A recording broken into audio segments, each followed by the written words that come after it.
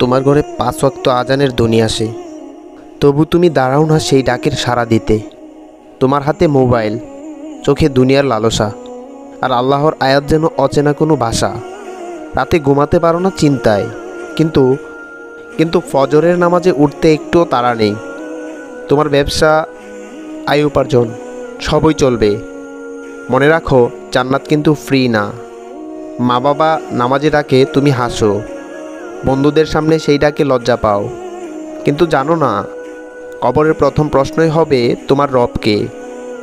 যে নামাজকে ফেলেছো পিছনে, সেই নামাজই একদিন দাঁড়াবে তোমার সামনে।